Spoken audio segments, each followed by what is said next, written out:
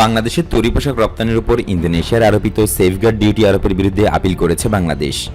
ইন্দোনেশিয়ার শুল্ক আরোপের সঙ্গে বাংলাদেশের স্বার্থ সংশ্লিষ্টতা তুলে ধরে এ ব্যাপারে শুনানি আহ্বানের অনুরোধ জানিয়ে রবিবার ইন্দোনেশিয়ান সেফগার্ড কমিটির কাছে চিঠি পাঠায় বাংলাদেশের বাণিজ্য মন্ত্রণালয়।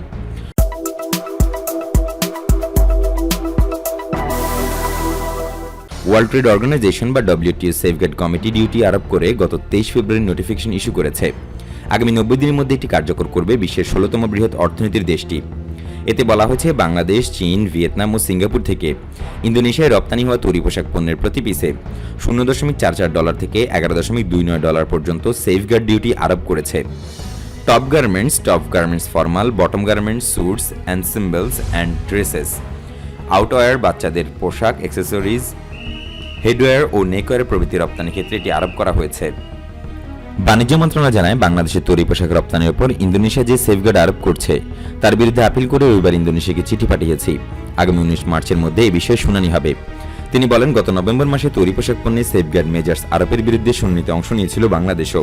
তাতে বাণিজ্য মন্ত্রণালয়, Bangladesh trade and tariff commission ও বিজিএমইএ প্রতিনিধিরা ছিলেন। সেখানে আমরা নানা যুক্তি তুলে ধরলেও তা ইন্দোনেশিয়া গ্রহণ করেনি। তৈরি পোশাক আমদানির কারণে স্থানীয় শিল্প ক্ষতিগ্রস্ত হচ্ছে বলে দেশটির টেক্সটাইল অ্যাসোসিয়েশন আবেদন করার পর 17-19 সালের সময় অনুসন্ধান করার পর এই পদক্ষেপ নিয়েছে ইন্দোনেশিয়ান সেফগার্ড কমিটি। ইন্দোনেশিয়া বিশ্বের 5ম বৃহত্তম গার্মেন্ট ও টেক্সটাইল রপ্তানিকারক। 2019 সালে এই খাত থেকে দেশের রপ্তানির পরিমাণ প্রায় $14 বিলিয়ন। ডব্লিউটিওর বিধান অনুযায়ী কোনো পণ্য অতিরিক্ত আমদানির কারণে কোনো দেশের সংশ্লিষ্ট শিল্পখাত ক্ষতিগ্রস্ত হলে স্থানীয় শিল্পের স্বার্থ সুরক্ষায় সেফগার্ড মেজার্স নেওয়ার সুযোগ রয়েছে। ইন্দোনেশিয়ার সঙ্গে বাংলাদেশ প্রিফারেন্সিয়াল ট্রেড এগ্রিমেন্ট বা পিটিএ স্বাক্ষরের প্রস্তুতি নিচ্ছে, যার আওতায় বাংলাদেশ তৈরি পোশাক রপ্তানিতে শুল্কমুক্ত সুবিধা চেয়েছে। তাতে সম্মতিও জানিয়েছে ইন্দোনেশিয়ার বাণিজ্য মন্ত্রণালয়। এই অবস্থার মধ্যে দেশটির সেফগার্ড কমিটি বাড়তি শুল্ক আরোপের সিদ্ধান্ত নিয়েছে, যা কাম্য নয়।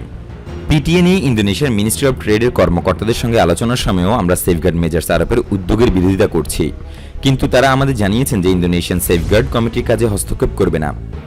স্বল্পোন্নত দেশ হিসেবে বাংলাদেশ ইন্দোনেশিয়া কিছু পণ্যে শুল্কমুক্ত সুবিধা পেলেও তৈরি পোশাক রপ্তানিতে তা পায় না।